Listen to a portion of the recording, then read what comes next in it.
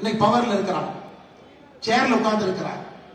திராவிட முன்னேற்ற கழகத்தினுடைய உட்கார்ந்து இருக்கக்கூடிய அந்த சேர், அந்த நாற்காலி என்பது 4 கால்ல உட்கார்ந்து இருக்கிறாங்க. நாற்காலி என்பது 4 கால். நம் அனைவருக்கும் தெரியும், அதுல ஒரு கால் என்பது ஜாதி, ஒரு கால் என்பது ஊழல்.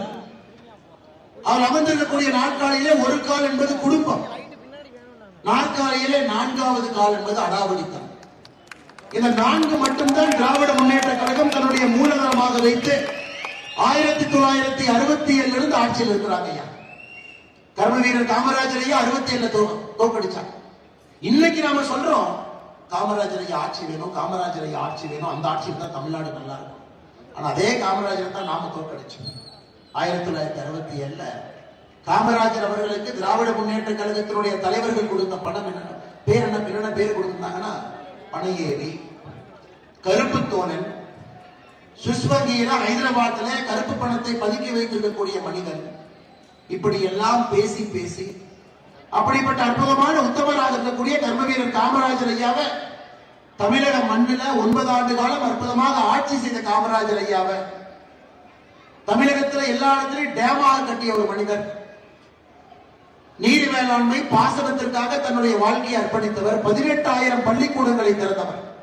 18,000 பள்ளிக்கூடங்கள்.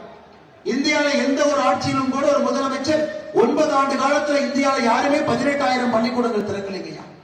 கர்ம வீரர் காமராஜர் ஐயா திறந்தார். அதனால்தான் அதனுடைய லாபத்தை நாம பார்க்கிறோம். மருத்துவர்கள் இருக்கிறாங்க, இன்ஜினியர் இருக்கிறாங்க, படித்த மேதைகள் தமிழகத்தில் இருக்கிறாங்க எல்லாரும் என்றால் அதற்கு காரணம் கர்ம வீரர் காமராஜர் ஐயா. அவர் போட்ட விதை.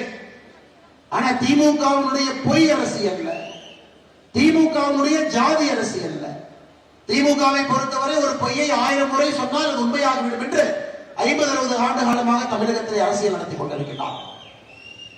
அதை எல்லாம் உடைப்பதற்கு இந்த யாத்திரை நமக்கு தேவைப்படுது. 5 ஆண்டு முழுமையாக ஆட்சியிலிருந்து 6வது ஆண்டு இருக்கக்கூடிய திராவிட முன்னேற்ற கழகம் மொத்தமாக தமிழகத்திற்கு கொண்டு வந்த அரசு மருத்துவக் கல்லூரி என்பது 5.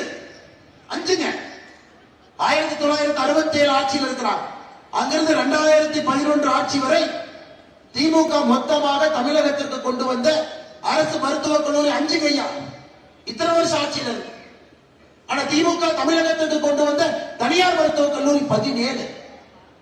ஆனா மோடி ஐயா 9 ஆண்டுகள்ல தமிழகத்திற்கு மட்டுமே கொடுத்த அரசு மருத்துவக் கல்லூரி 15.